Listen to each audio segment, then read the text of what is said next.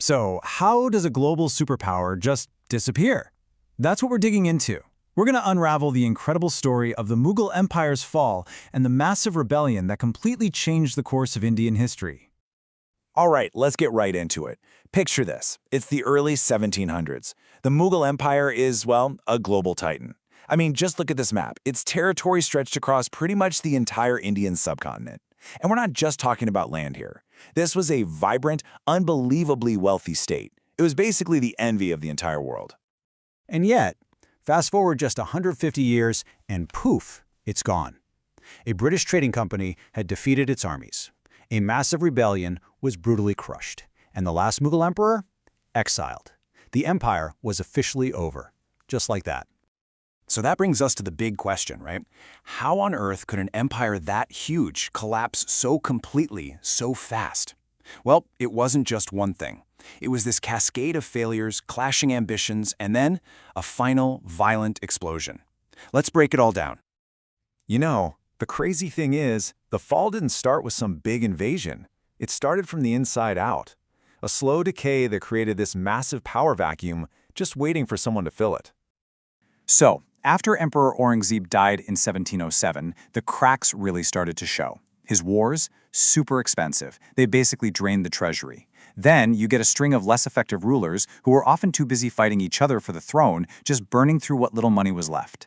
On top of that, the empire was just too big to control from Delhi, so you had these powerful regional groups, like the Marathas and the Sikhs, starting to carve out their own chunks of territory.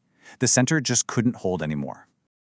And guess who steps into this growing chaos? The British East India Company.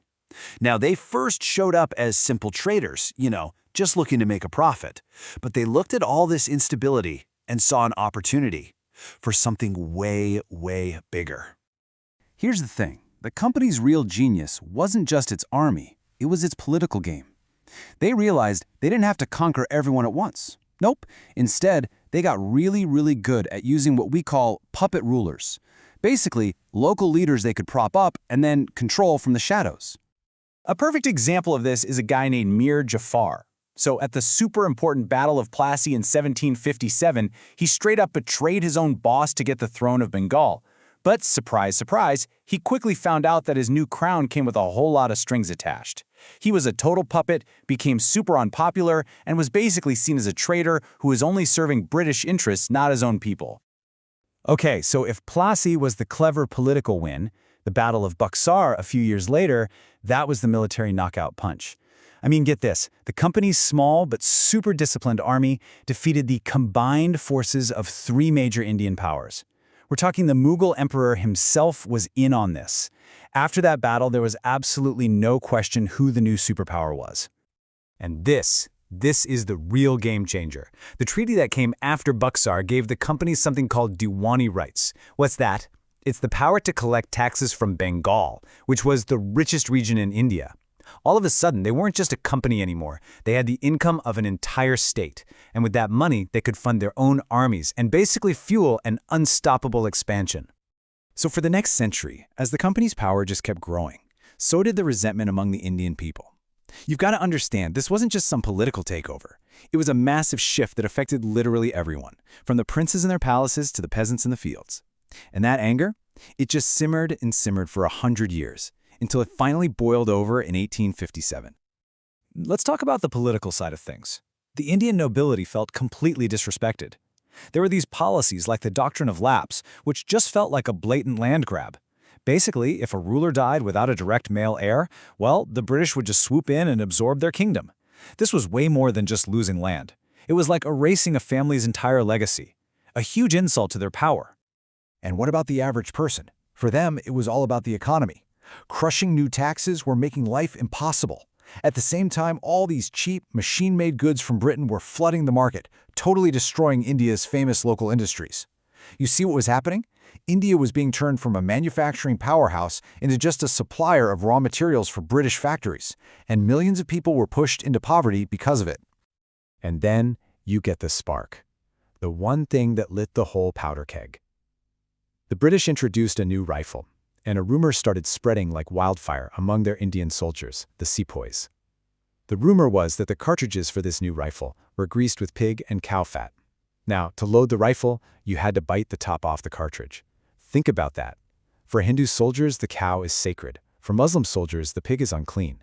This felt like a direct attack on their most deeply held religious beliefs, and it united them, both Hindus and Muslims, in pure outrage. So, in 1857, the rebellion explodes across northern India. It was massive, it was brutal, and honestly, for a little while, it looked like it might actually work. But in the end, it was crushed. So, why? Why did it fail? Well, the main reason it failed becomes pretty clear when you put the two sides next to each other. The rebellion? It wasn't really one unified movement. It was more like a bunch of separate uprisings, all with different goals, and no one really in charge. The British, on the other hand, they had better weapons for sure, but their secret weapon was the telegraph. It let them coordinate their armies and respond with deadly speed and efficiency. The aftermath of this failed rebellion was, well, a seismic shift. The East India Company? Gone. Abolished. India was now under the direct rule of the British Crown. This is the start of what's called the British Raj. The last Mughal emperor was exiled, and just like that, the empire that ruled for over 300 years was officially gone. But there was another huge consequence. The British unfairly pointed the finger at the Muslim community, blaming them as the main troublemakers. So for the Muslims of India, this was an absolutely devastating moment. Think about it. They were defeated, stripped of power, and now they were the ones being blamed by the new rulers. Their entire future was on the line. This left Muslim leaders with a huge question. What do we do now? To keep fighting was basically suicide, but to do nothing? That meant being left behind forever. They needed a whole new strategy to survive in this completely new and hostile world. And into this moment stepped one man, Sir Syed Ahmad Khan, with a vision that was both bold and pretty controversial. Sir Syed laid out this radical three-step plan. Step 1, rebuild trust with the British. He actually wrote a pamphlet called The Causes of the Indian Revolt to explain to them that, hey, this wasn't some big Muslim conspiracy. Step 2, embrace modern education. He founded the Aligarh College to give Muslims access to Western science and English so they could actually get good jobs in the new system. And step 3, secure their political rights. He started arguing that Muslims were a separate nation, a distinct community that needed its own unique safeguards to survive. And this is where his ideas get really interesting, going way beyond just education. He was looking down the road at a future that would probably involve democracy, and he was worried. He thought that in a system of one person, one vote, the Muslim minority would just always be dominated by the much larger Hindu population. So this idea, the two-nation theory, it wasn't just some abstract concept. For him, it was a practical strategy for political survival. And that leaves us with one final, pretty powerful question to chew on. Sir Syed's plan was a practical, maybe even desperate attempt to save his community from being totally crushed in the 19th century.